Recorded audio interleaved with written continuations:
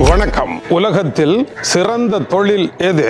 நாடுகள் அல்ல, உலகம் முழுவதிலும் இன்று வாழ்ந்து கொண்டிருக்கின்ற இளைஞர்களில் 145 நாடுகளில் நடத்தப்பட்ட ஆய்வில் இன்றைய நவீன ஜென்சி இளையோர் எதை விரும்புகின்றார்கள் என்ற கேள்விக்கு திரைப்பட நடிகராக வருவதே தங்களுடைய கனவு தொழில் என்று அவர்கள் குறிப்பிட்டிருக்கின்றார்கள். நீண்ட காலம் பல்கலைக்கழகங்களில் படித்து ஆய்வு கட்டுரைகளை எழுதி பாடசாலைகளின் பரீட்சைகளுக்குள் குளித்து அதன் போட்டா போட்டிகளுக்குள் நீந்தி தனியார் கல்வி நிலையங்களுடன் மாரடித்து இந்த பாட புத்தகங்களை எல்லாம் தூக்கி குப்பையில் வீசி தாங்கள் சுதந்திரமாக கிரியேட்டராக தங்களுடைய உள்ளத்தில் உள்ள உணர்வுகளை ஆதாரமாக வைத்து நடிகராக வருவது தங்களுக்கு மிகவும் விருப்பமான தொழில் என்று அவர்கள் குறிப்பிட்டிருக்கின்றார்கள். இது உலக கல்வி நிறுவனங்களை எல்லாம் பலத்த அதிர்ச்சிக்கு உள்ளாக்கி இருக்கின்றது. இதுவரை காலமும் ஒருவருக்கு மதிப்பு டாக்டராக படித்து வருவது அல்லது மிகச்சிறந்த பொறியியலாளர் என்கின்ற என்ஜினியராக வருவது. இந்த இரண்டு தொழில்களும் இன்றைய இளையோர்களினால் தூக்கி வீசப்பட்டிருக்கின்றன. முதல் 10 இடங்களில் இந்த இரண்டு தொழில்களுக்கும் எந்த இடமுமே இல்லாமல் இளைஞர்களினால் நிராகரிக்கப்பட்டிருக்கின்றது. இதைவிட முக்கியம், 28 நாடுகளில் முதலாவது இடத்தை யூடியூபர் பிடித்திருக்கின்றது. இன்றைய நிலையில் இளைஞர்கள் யூடியூபராக வர வேண்டும் என்றே விரும்புகின்றார்கள். யூடியூப் மூலமாக பெரும் பணத்தை உழைக்கலாம், புகழ் பெறலாம் என்று அவர்கள் கருதுகின்றார்கள். இதுவே இளையோருடைய முக்கிய விருப்பமாக இருக்கின்றது. இருந்தாலும் சராசரி ரீதியாக பார்க்கின்ற பொழுது உலகளாவிய ரீதியில் இளையோர் உட்பட அனைவரும் விரும்புகின்ற பெரும் தொழிலாக 5வது இடத்தை பிடித்திருக்கின்றது யூடியூப் காணொளியில் இருந்து உரையாற்றுகின்ற தொழிலாகவே இருக்கின்றது. இது அதிசயத்தை ஏற்படுத்தி இருக்கின்றது. ஆனால் கடந்த காலங்களில் 55வது இடத்தில் இருந்த தீயணைப்பு படை வீரராக வர வேண்டும் என்கின்ற விருப்பம் இளைஞர்களிடையே அதிகமாக பெருகி 3வது இடத்தை தொட்டிருக்கின்றது. எதற்காக தீயணைப்பில் வர வேண்டும்? இன்றைய இயற்கை பேரழிவை கட்டுப்படுத்த வேண்டும் என்று இளையோர் நினைக்கின்றார்கள். அதனால் அந்த தொழிலில் இறங்க விரும்புகின்றார்கள். பிரான்சில் ஏற்பட்ட வெப்பமும் அதனால் ஏற்பட்ட தீயும் மரணங்களின் பின்னதாக பிரான்ஸ் நாட்டில் தீயணைப்பு படை வீரராக வருவது முதலிடம் பிடித்திருக்கின்றது. ஆனால் உலகம் முழுவதிலும் இளையோர் 2வதாக தேர்வு செய்திருக்கின்ற தொழில் பைலட்டாக வர விரும்புகின்றோம். விமானத்தை ஓடுகின்ற விமானியாக வருவது தங்களுடைய கனவு தொழில் என்று அவர்கள் குறிப்பிட்டிருக்கின்றார்கள். அதேவேளை வக்கீலாக வர விரும்புகின்றீர்களா? மிகவும் பின்தங்கிய ஓர் இடத்தில் 16வது இடத்தில் இருந்த வக்கீல் தொழில் இப்பொழுது முதல் 10ற்கு உள்ளே இடம் பிடித்திருக்கின்றது. இதற்கான காரணம் என்ன? இந்த தொழிலின் மூலமாக அதிக வருமானத்தை உழைக்கலாம் என்று அவர்கள் கருதுகின்றார்கள். அதேவேளை வைத்தியர் தொழிலை நிராகரித்த அவர்கள் அந்த தொழிலை எதற்காக நிராகரித்தார்கள் என்பது தெரியவில்லை.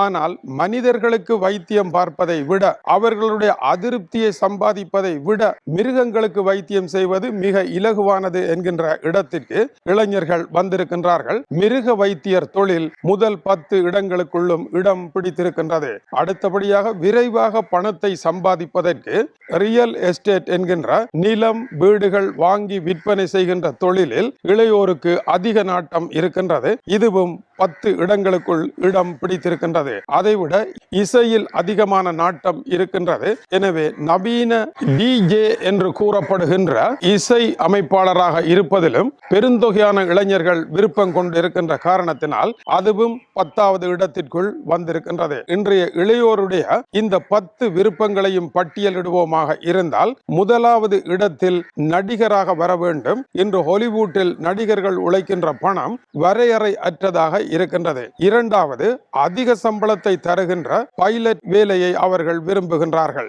3வதாக தீயணைப்பு படை, 4வது இடத்தில் வக்கீல், 5வது இடத்தில் யூடியூபராக வர விரும்புகின்றார்கள். 6வது இடத்தில் மிருக வைத்தியர், 7வது விமான பணிப்பெண், 8வது போலீஸ் அதிகாரி, 9வது நில விற்பனை தரகர், 10வது டிஜே என்னும் இசையமைப்பு. ரீமிட் நிதி சேவை என்கின்ற பிரிவினர் நடத்திய 145 நாடுகளினுடைய இந்த ஆண்டிற்கான ஆய்வறிக்கை இதுவாகும். இதைத் தொடர்ந்து பெரு நாட்டில் தலைநகர் லீமாவில் இருந்து 240 கிலோமீட்டர்கள் தொலைவே அமைந்திருக்கின்ற பாலைவனத்தின் மீது பறந்து கொண்டிருந்த சிறிய ரக விமானம் 13 பேர்களுடன் கீழே விழுந்து உடைந்து அனைவரும் மரணமடைந்திருப்பதாக தெரிவிக்கப்படுகின்றது. பெருநாட்டில் இருக்கின்ற உலக அதிசயங்களில் ஒன்றாகிய பாலைவன பிரதேசங்களில் வரையப்பட்டிருக்கின்ற பெரும் கோட்டு சித்திரங்கள் இதை அருகில் இருந்து பார்த்தால் என்னவென்று தெரியாது.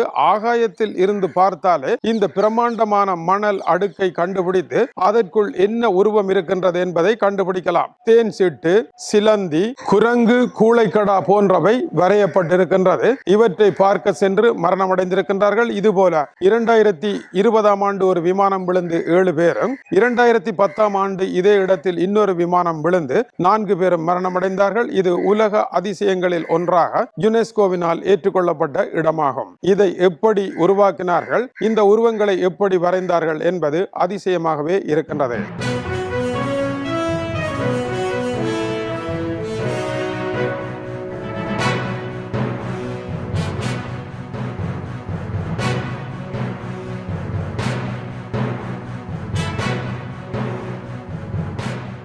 இந்திய பிரதமர் நரேந்திர மோடி அவர்கள் மைசூரில் நேற்று ஆற்றிய உரையில் இந்தியாவினுடைய இன்றைய முன்னணி வளர்ச்சிக்கு காரணம் இளைஞர்களே என்று இளைஞர்களுக்கு பாராட்டு மழை பொழிந்திருக்கின்றார். இந்திய அரசு கல்வியில் சமநிலையை உருவாக்க பாடுபடுகின்றது என்றும் இதுவரை தங்களுடைய 12 வருட ஆட்சி காலத்தில் 650 புதிய பல்கலைக்கழகங்களும் 853 மருத்துவ கல்லூரிகளும் தொடங்கப்பட்டிருப்பதாக அறிவித்திருக்கின்றார். இளைஞர்களிடையே சமமான பாகுபாடற்ற கல்வி வளர்வதற்காக தங்களுடைய போராட்டம் தொடர்ந்து கொண்டிருக்கின்றது என்று அவர் குறிப்பிட்டார். நீட் தேர்வு போராட்டத்தின் பின்னதாக நரேந்திர மோடி அவர்களினுடைய இந்த உரை வந்திருக்கின்றது. நீர்நிலைகளின் மேலே சூரிய ஒளி தகடுகளை அமைப்பதன் மூலமாக சூரிய ஒளி மின்சாரத்தை உருவாக்குவதற்கான நிதியை 5070 கோடிகள் ஒதுக்கப்பட்டிருப்பதாக அறிவித்திருக்கின்றார். அதுபோல இயற்கை எரிவாயுவை தேடுவதற்கும் எரிபொருளை கண்டுபிடிப்பதற்கும் 550 கோடி ரூபாய்கள் ஒதுக்கப்படுகின்றது. இந்தியா முன்னேறி வருகின்றது என்று நரேந்திர மோடி அவர்கள் குறிப்பிட்டிருக்கின்றார். ஆனால் இலக்குகள் தொடப்படவில்லை என்பதை அவருடைய பேச்சு புரிய வைக்கின்றது. இந்தியா முன்னேறுகின்றது, அதுபோல வேகமாக உள்ளக கட்டமைப்பிலும் முன்னேற வேண்டி இருப்பதை அவருடைய பேச்சு எடுத்துரைக்கின்றது. இன்று உலக 145 நாடுகளில் நடத்தப்பட்ட ஆய்வில் இன்றைய இளையோர் இந்தியாவினுடைய நீண்ட கல்வி முறையை ஏற்பதாக தெரியவில்லை. அவர்கள் நடிகராகவும் பைலட்டாகவும் அதுபோல யூடியூபராகவும் வர விரும்புகின்றார்கள். எனவே இளைஞர்களுடைய சிந்தனை மாறிவிட்டது என்பது குறிப்பிடத்தக்கது. மருத்துவ கல்லூரியில் நாட்டம் இல்லாமலும் போய்கொண்டிருக்கின்றது. இதை மோடி அவர்கள் கவனிப்பார்களா தெரியவில்லை. பொறுத்திருந்தே பார்த்தல் வேண்டும். வணக்கம் உறவுகளே. நன்றி உறவுகளே. இது போன்ற வீடியோகளை பார்வையிட சுந்தூஸ் முகமது இம்தியாஸ் என்ற யூடியூப் சேனலை சப்ஸ்கிரைப் செய்யும்.